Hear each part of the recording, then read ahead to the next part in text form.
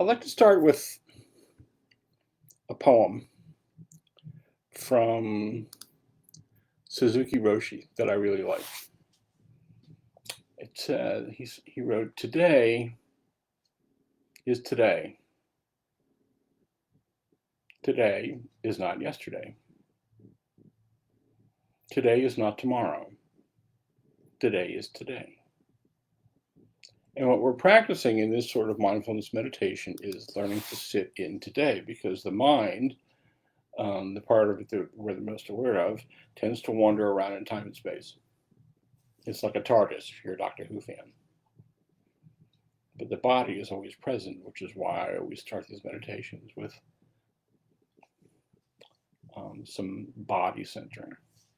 It's also important to recognize, because I think people have talked to me about this and forget this, there are no interruptions in the meditative field. I was teaching my Sunday class yesterday. There's a window like right here, just a couple of feet away. And there was a mockingbird right outside the window the whole time. And it was really loud. And the first place I went with that was, oh yeah, I felt so inconvenienced. And then I just sort of like noticed that and remembered there are no interruptions in the field of meditative awareness. Thoughts are not an interruption, we just sort of bow to them. Feelings are not an interruption. So, in his book, To Be Real, Louis Richman wrote about this. If you are stressed out, then it is part of your meditation to become fully aware of being stressed out. Don't make a big effort to push it aside. Don't try to be some other way. The minute you embrace the fact, you will actually become less stressed and more awake. So mindfulness is about accepting whatever comes. Sometimes I'm meditating and I get really still, and that's really cool. Sometimes I'm meditating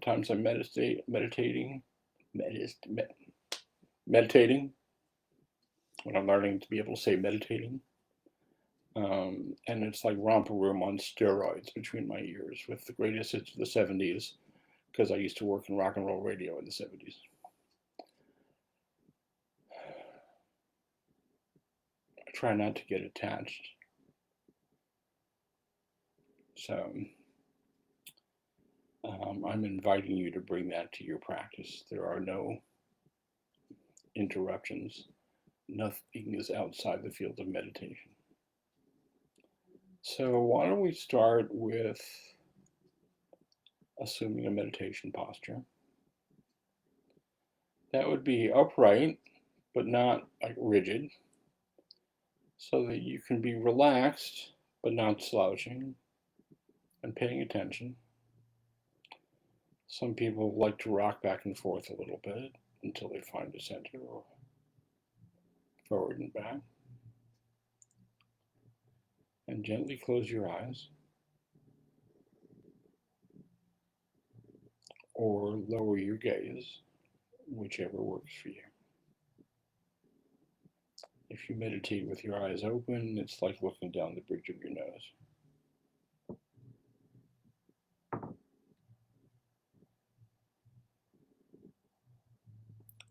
And I would like to invite you to take a few slow, deep breaths.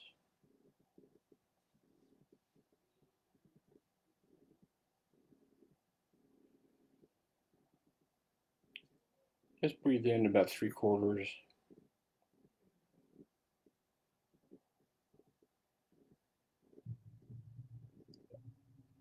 Slow breath out.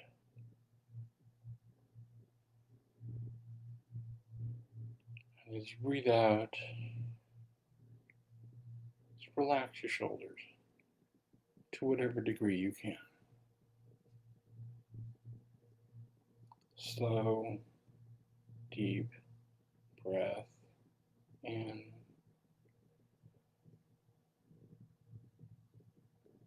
Slow exhale. and release the muscles in your face. The muscles in your face do a lot of work.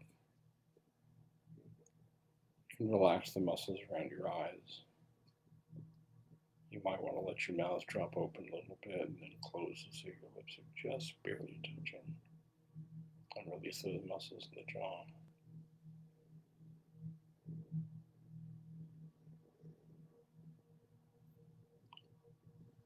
And let your breathing return to normal.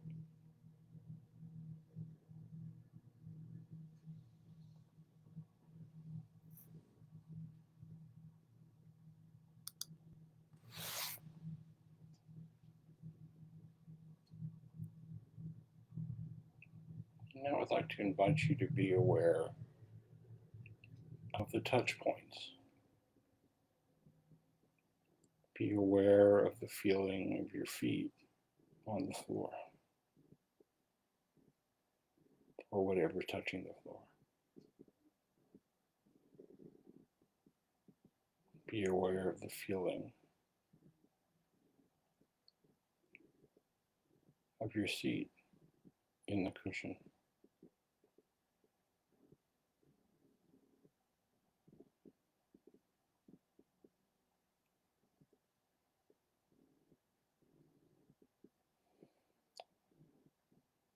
Let your awareness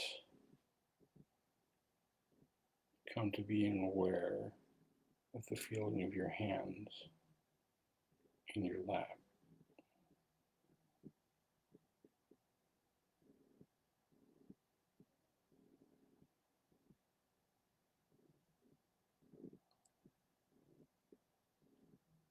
And as you breathe out, just relax your chest, relax your belly. We tend to hold our bellies. This is the time to just let your belly hang.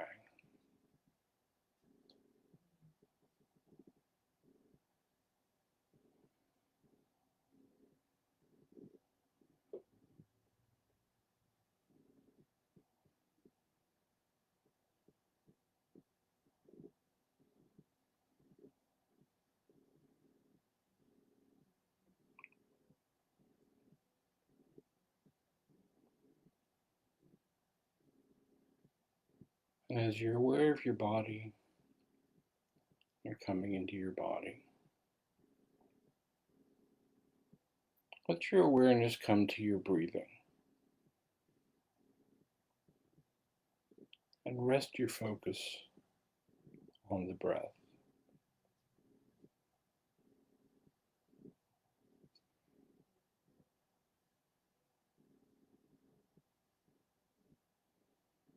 Wherever that works for you.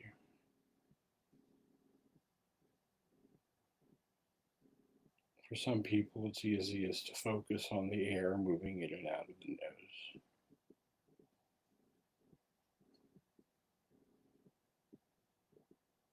Some people focus on the chest or the belly moving up and down.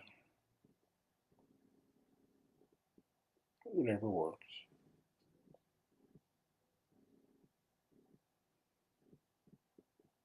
And just let yourself be aware and focused on the body breathing.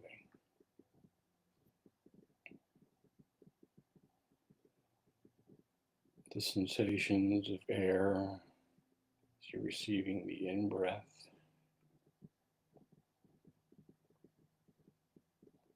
Maybe there's a pause right at the top of the in-breath and then the out-breath. Releasing. There might be a pause at the bottom of the out-breath, there may not. Following the rhythm like a massage.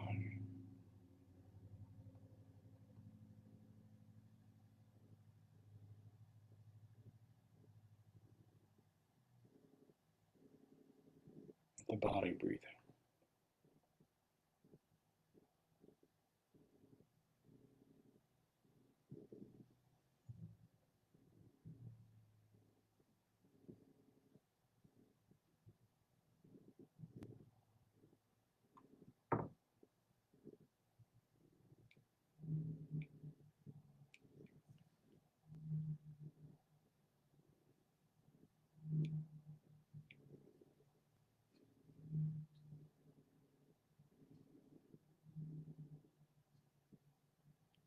If your mind wanders off, that's okay.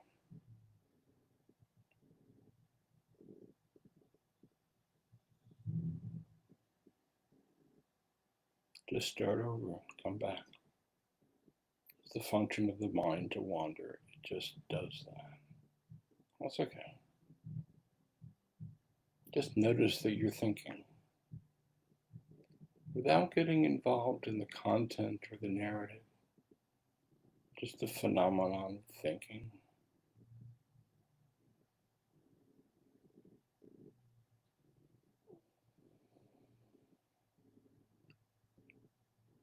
And as you breathe out, to the degree that you can relax the thinking muscle. Let your thinking mind settle. There's nothing that's going to cross your thinking mind that actually has to be addressed now.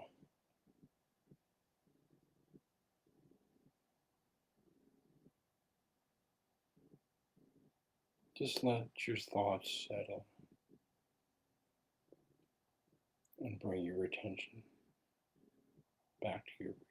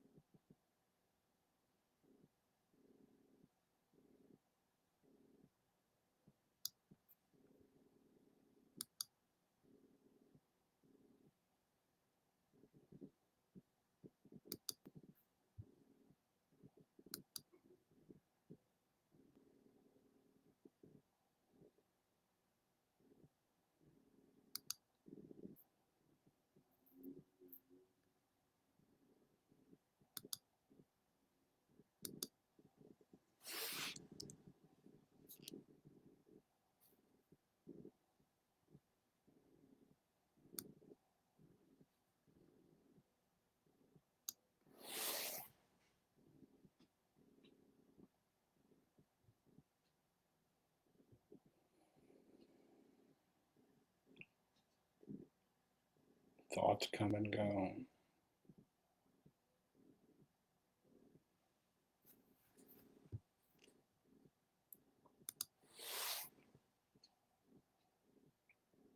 Thoughts come and go like a breeze in and out of an open door.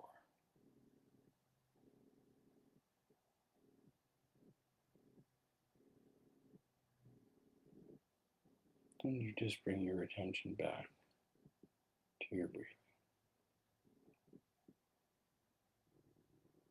following the breath.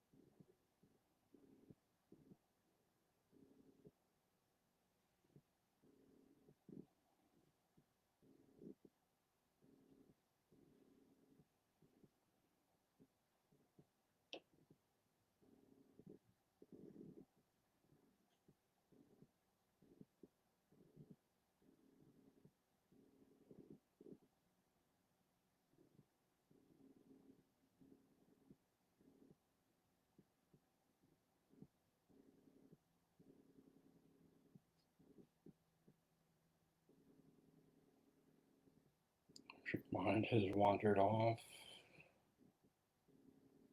if you notice that you're thinking, that's okay.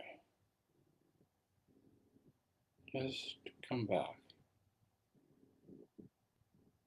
No blame, no shame, no recrimination. It's just a process that you're aware of.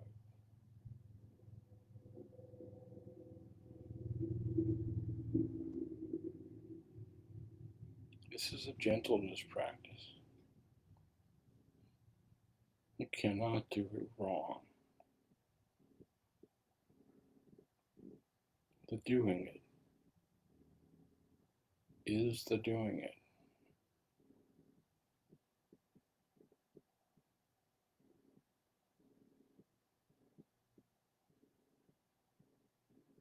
Just aware of the body breathing.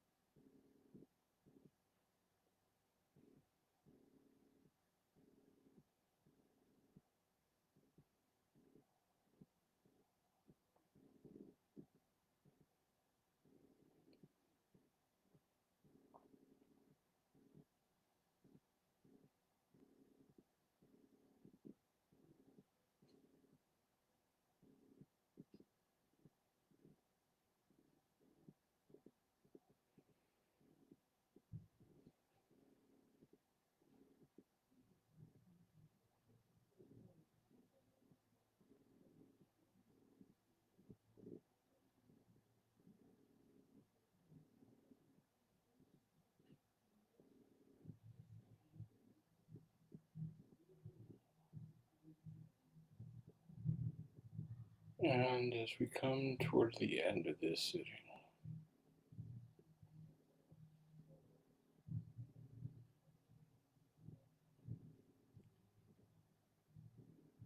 I invite you to become aware or to notice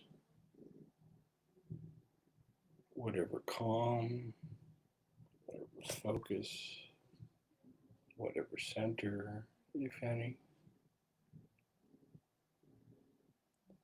whatever benefit being present has come to you from this practice today. And allow that to open your heart and allow you to gaze upon the world through kind, compassionate eyes.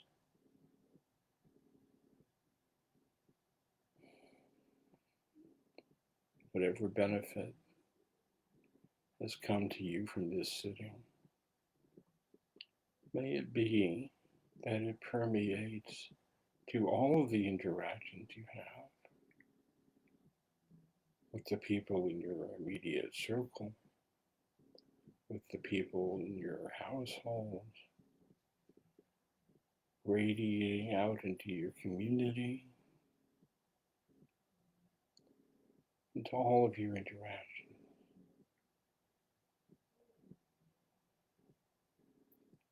And may it be that the benefit of whatever practice we have done here today be of benefit to all beings everywhere. May all beings be happy. May all beings be well. May all beings be safe. May all beings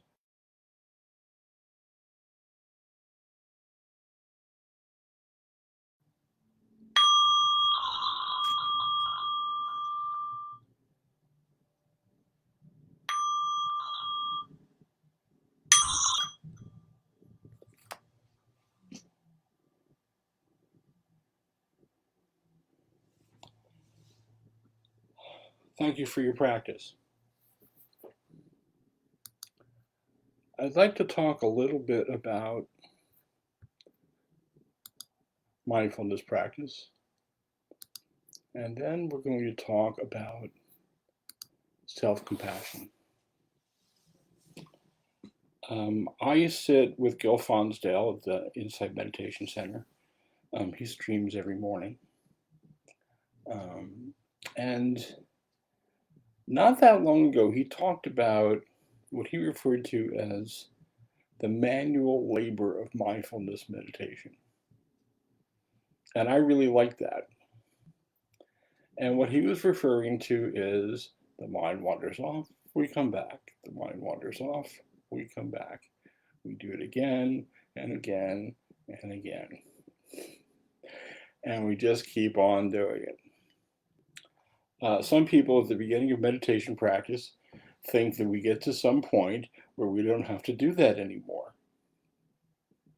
I can assure you that I'm 30 years into this practice, I'm still doing that. I'm just better at okay, this is what it is today. Yeah, as I was telling Dave before we got started, some days I'm sitting and I get so settled and quiet. It's almost like the room gets physically cooler. And I think I had this thought go by in the trance. Oh, you've arrived. This is what it's going to look like now. Uh-huh. That and $1 will buy you a cup of coffee anywhere but Starbucks. And then the next day, it's like I used to work in pop radio in the 70s, so it's all that. And whatever conversation I had yesterday, and it's like Romper Room on steroids with floodlights. It's just different every time. So all of that is an opportunity to acknowledge that we're doing the best we can. It's good enough. Which is a good segue into talking about self-compassion. If you come to my Sunday morning sittings, which are now going to be at 9 instead of 10, on Zoom, and I put the information for that in the chat. It's also, if you join my Facebook group, streams on Facebook Live. I'm starting to stream on YouTube. But there's some technology issues with that. So if you want to join me on Sunday mornings, feel free. Also, my website is up and running since I saw you guys last. It's a little on the bare bones side, but it's a happening thing, and I'm working on it. Anyway, if you come to my Sunday morning sittings, one of the things you'll notice is that I always tie everything back to self-compassion. Because I really think that that is the essential practice. Somebody asked Suzuki Roshi at the San Francisco Zen Center, what is enlightenment? It's a really interesting question. And he gave a great answer. It looked great to me. Realization is imperfection without anxiety. Realization is imperfection without anxiety.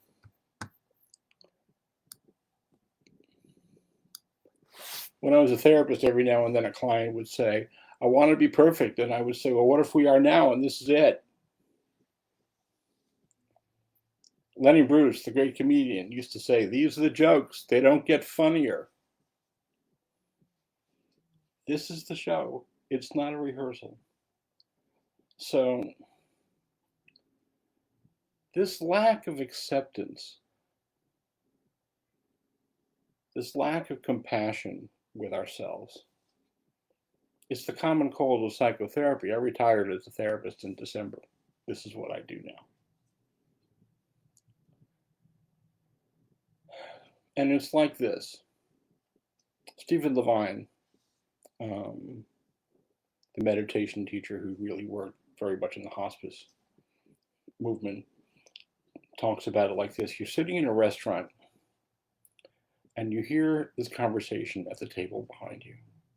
And it is mean and nasty. And it is so mean and so nasty.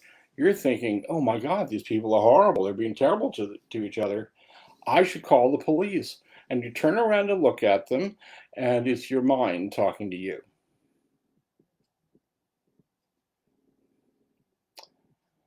You may have noticed about that, it never resolves anything. It just sort of like does its thing. And this is so pervasive. It's a cultural thing, but it's broader than that. This is so pervasive that Mother Teresa was quoted. There's a great book on this, Radical Acceptance, Tara Brach,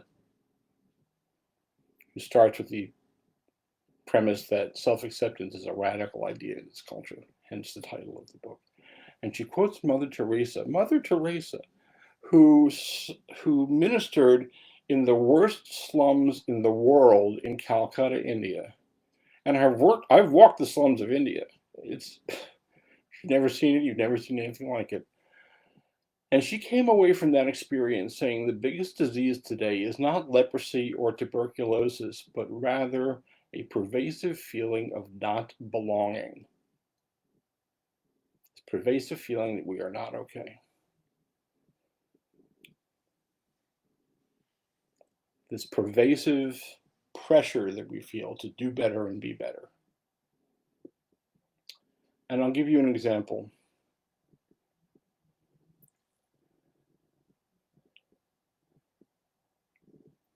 Of what that looked like for me and how I saw it plain as the nose in your face. I was at a meditation retreat at a place called Cloud Mountain. It's 90 miles north of Portland. It's out in the middle of nowhere. You know, all these retreat centers out in the middle of nowhere. It's part of the beauty of it. And it was out in the forest, and it had just rained, and it was lush, it was green, it was beautiful. I'm sitting on this big wooden deck out in the forest by myself, meditating. And I hear it. I hear it in my head. You're screwing it up. You're screwing up. You're not doing it right. This is wrong. And I was stunned. And I was like, what was that? It was so knee-jerk. What could I possibly be screwing up here? I am literally just sitting here for no other reason other than just to sit here. And my mind, that part of the mind that we all have, went to that place. And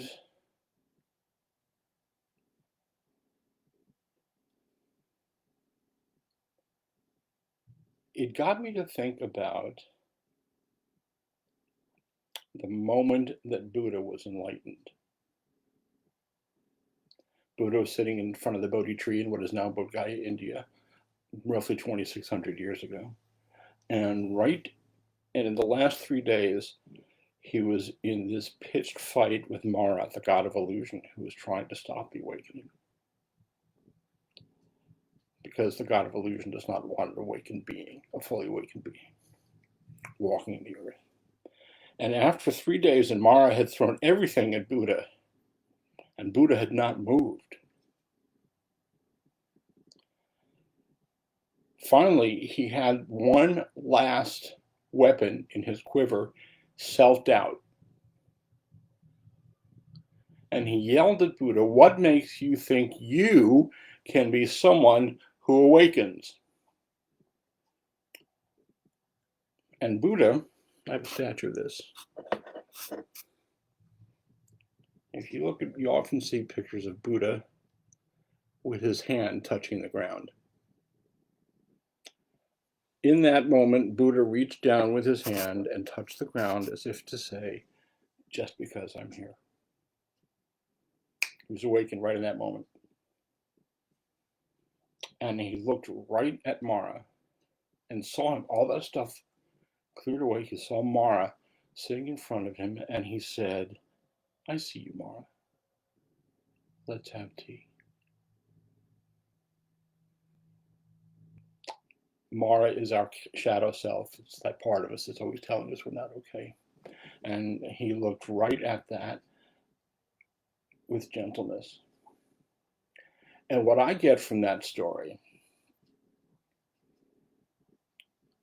is we are going to confront our shadow self, our doubts, our stuff on a regular basis.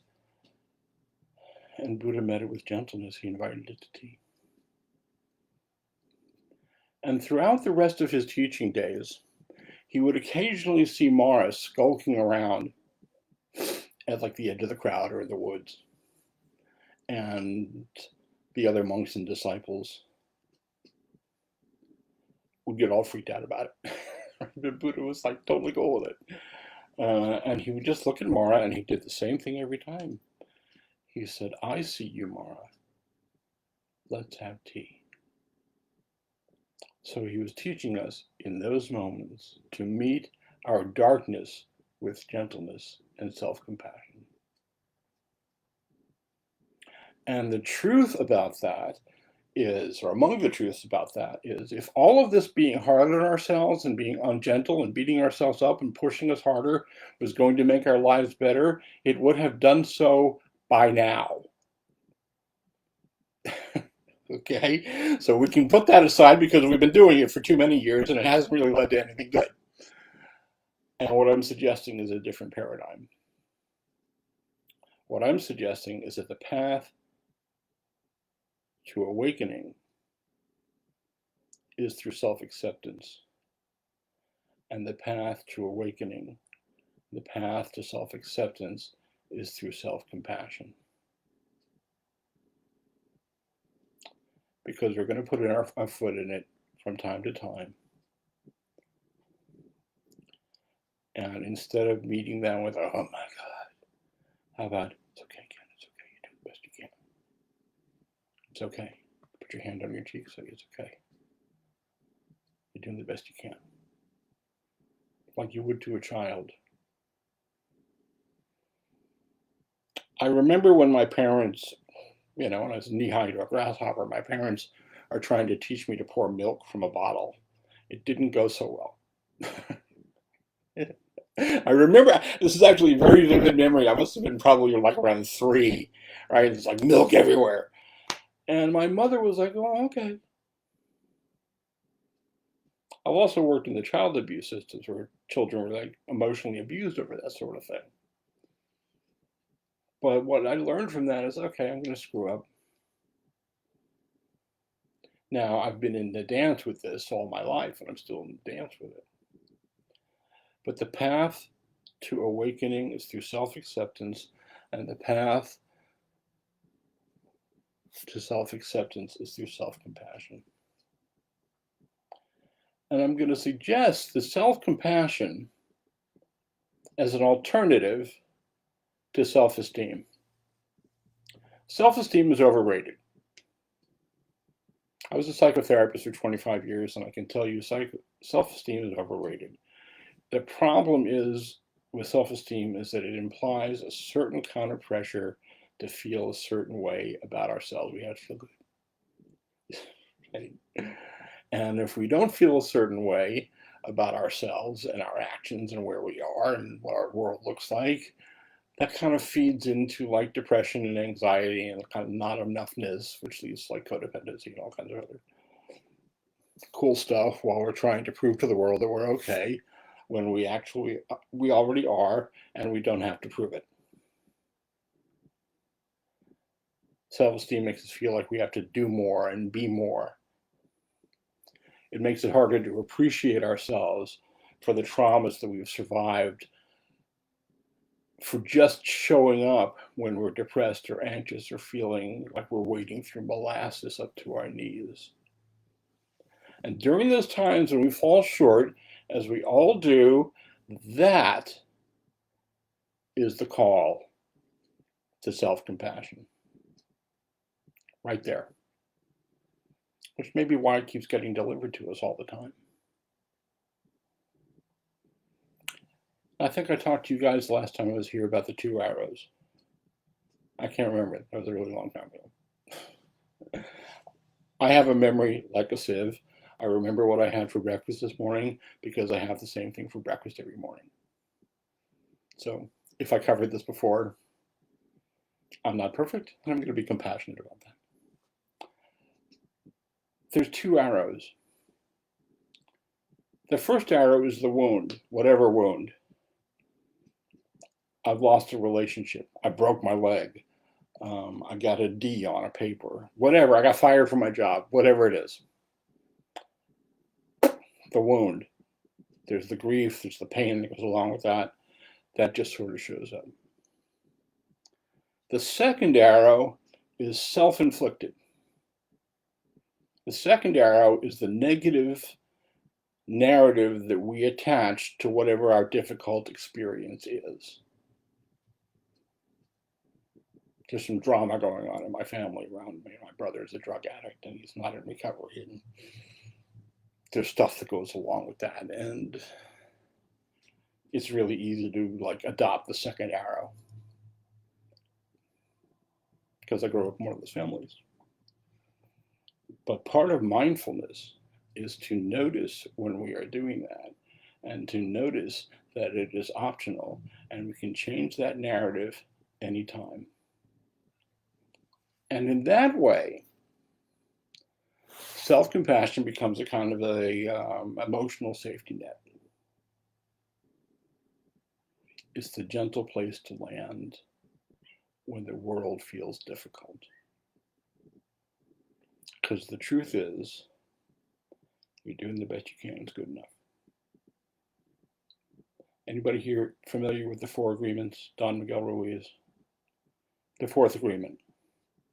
He says, always do your best. And he defines that as whatever you're doing now. I may have done this better last week, but causes and conditions are different last week. And I may do this better next week.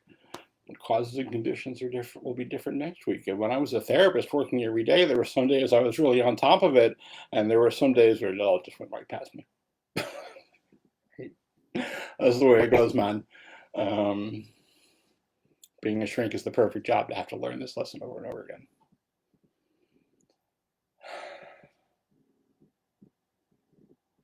And the truth is we're doing the best we can. It's good enough. There's something showing up in the chat that I should probably look at. Yes, the 4 agreements, the link. So I want to talk briefly about why people reject self-compassion, and then I'll wrap. Some people think that being compassionate with ourselves saps our motivation. If I'm not hard on myself, I'm not pushing myself, I'm not going to get better to the next place. And that is simply not the truth. You know, when I was working as a shrink, send me to workshops, send me to trainings. My friends were always telling me to read novels when I was reading on the neurobiology of trauma. Right? I was always trying to better it, not out of some feeling like I'm not okay, but because I was interested and I just wanted to do it better. Now I'm doing this. And the beauty of that, I don't have to do this. I get to do this. I'm reading a lot of Dharma these days. Not because I don't think I'm okay, that I can be a decent teacher, but because I just love it. I can't get enough of it. I've been spending time, there's a website called accesstoinsight.org. It is the complete Pali Canon online, the whole thing, translated by a monk in the San Diego area, Thanissaro Bhikkhu. Never known how to pronounce that. The other downside you hear about self-compassion is people think it's a kind of a weakness. I'm letting myself off the hook. And nothing could be further from the truth. Part of being the best person I can be is recognizing that, I miss sometimes. And being hard on myself, indulging in negative narratives and negative self-esteem is a distraction from trying to be better. And I've heard people say that self-compassion is a kind of self-indulgence. I'm like, fine, indulge in that. I'm good with that. Okay. It's not going to slow me down. It's not going to keep me from doing things. It's not going to demotivate me. And the other thing I hear about self-compassion is that it's a kind of a narcissism. Like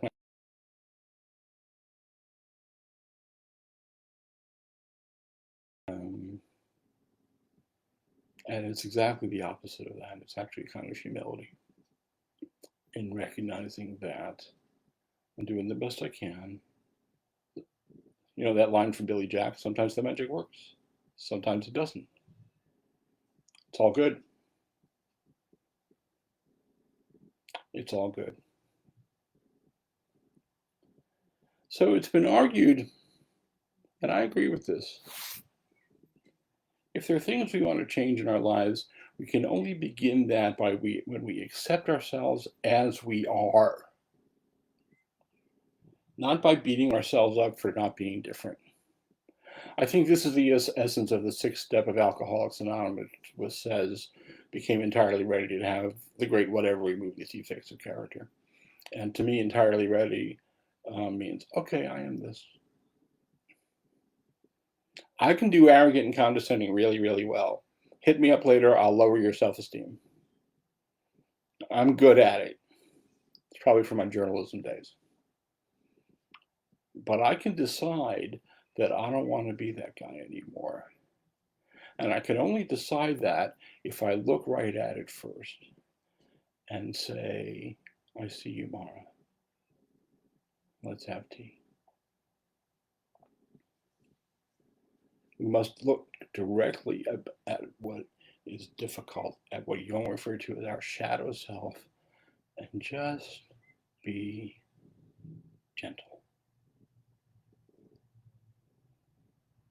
So,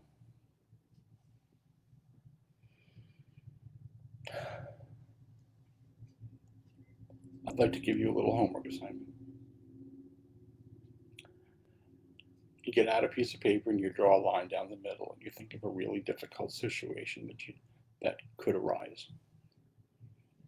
And on one side, I want you to write all the things that you say to yourself in those difficult situations. And on the other side, I want you to write all of the more compassionate wisdom you would give to your best friend in a similar situation. And then compare and adjust accordingly. Because a lot of people have discovered it's much easier to be compassionate with someone else than it is to be with ourselves. And I'll just tell one more story, and because I realize we're coming up on time. You may have noticed I like to tell stories that I think illustrates this point, because this is something we learn. The Dalai Lama, when the Dalai Lama first came to America, he was doing a lecture tour. And I didn't know if this was true until I saw Sharon Salzberg speak at a conference, and it turned out to be her that did this. So he's on this lecture tour, and Sharon Salzberg approaches him. It's his first time in America. And says, how come you never talk about self-esteem? And the Dalai Lama didn't know what she was talking about. Right? We'd never heard of that. So she explained it to him, and it made him cry because it had never occurred to him that people would feel bad about themselves. That was completely new information. It's not something we're born with. It's not a natural state. It's something that we learn to do in a culture that, for various reasons, encourages us to be that way. And mindfulness, which puts us at the center of our experience, gives us an opportunity to notice, oh, I'm doing that. And I don't have to. And to look at whatever it is and say, I see you, Mara. Let's have tea. So thank you for your kind attention. Any questions? Comments? Can go back to being a cab driver. Go back to being a bartender, which isn't that far afield from some of what I do now. So now I'm sober. Looks like Dave has a good question in the chat box. How does self-compassion square with non-self? Ooh. How much time you got? I don't really have a good answer to that, other than the way you think you are is not the way you are, just the way you think you are. We have a concept of self that is not actually real. It's just our concept of self. And it's a mishmash of what we remember from our history and things that were taught to us and thoughts that come and go. And that time you got confused yesterday and, were zoned out. And a few weeks ago, I live right near I'm 15 minutes from downtown Louisville, Kentucky. And if you don't get off at the Jeffersonville exit, guess what? Jeffersonville, Indiana exit.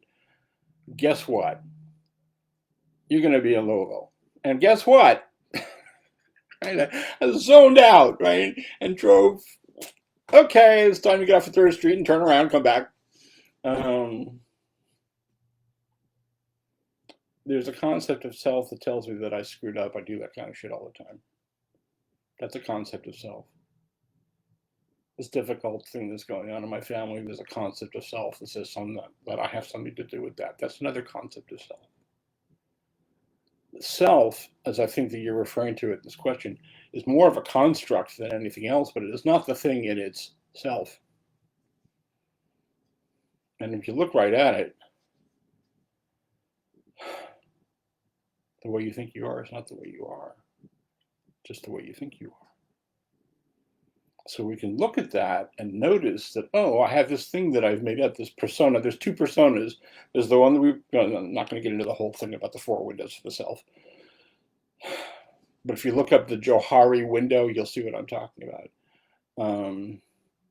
But there's the persona that we present, and there's the persona that we're aware of, and they're different.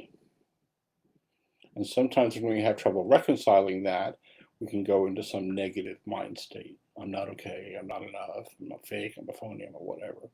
And self-compassion suggests when we notice that, okay, just be compassionate, just be nice. As Stephen Levine said when he talks about this stuff, have mercy. Offer yourself the same wisdom that you would on that one side of the paper that I just told you to write.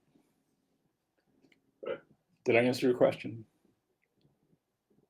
Well, I think, Ken, what I was driving at is understanding that there is no self undercuts all of that. All of the idea of being hard on yourself and all that other stuff, because we think we are what we think other people think we are. And we don't even know what other people think we are. Well, right, but we imagine that.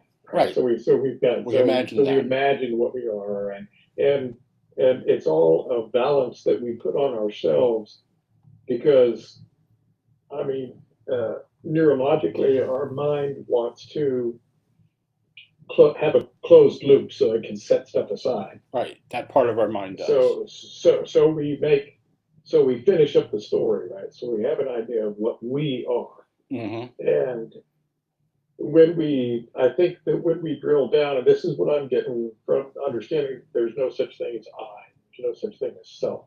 Well, I, as we perceive it, is it's hard to take yourself seriously or to be hard on yourself when you realize that it's all kind of a veil, anyways, that your mind puts on things so that you can have sufficient motivational force to get up in the morning. Because if you really woke up in the morning and said, "Oh, there is no self; it's just all quarks," nothing is real.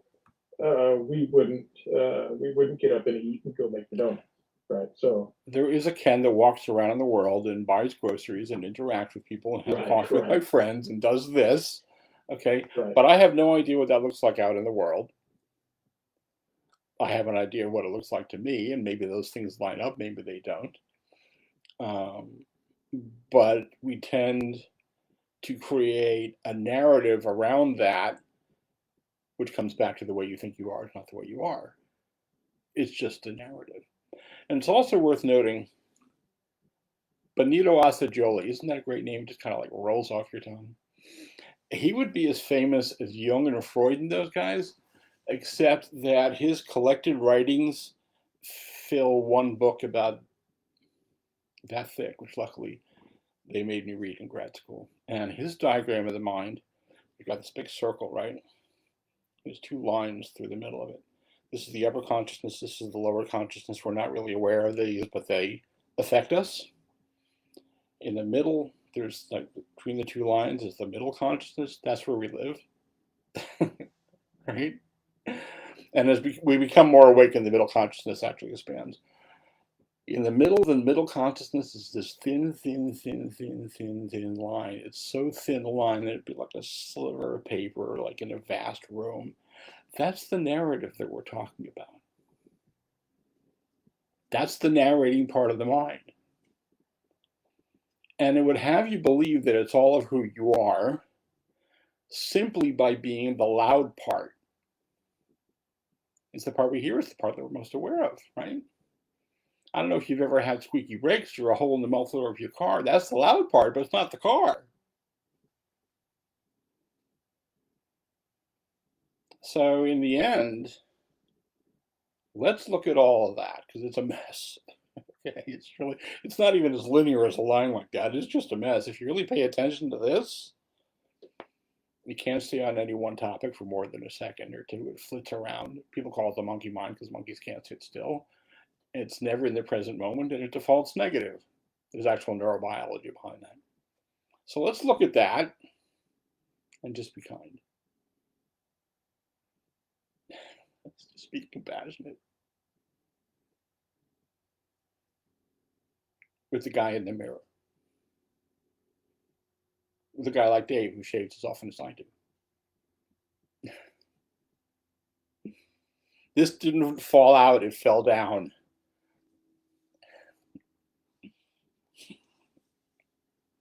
This used to be black, this used to be big and bushy. Okay.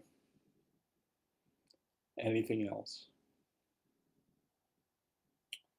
So I invite you guys to come out and hang with me on Sunday mornings. I'm doing it at 9 o'clock now. I've been doing it at 10, but now I'm switching to 9. But some people ask me to do that. It's actually easier for me. The information on that's in the chat. My website is meditationgroup.org. Don't ask me how that domain happened to be available, but I got it.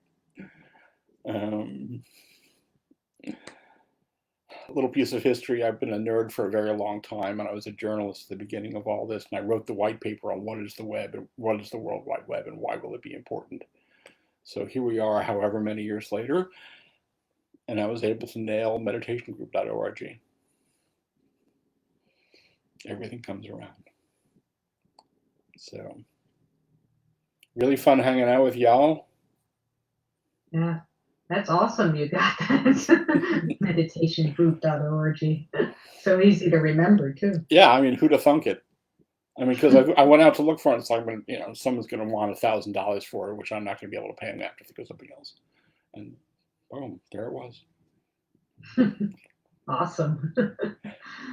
Yeah. All right. Anything else? I invite you to be kind and gentle to yourself all the time.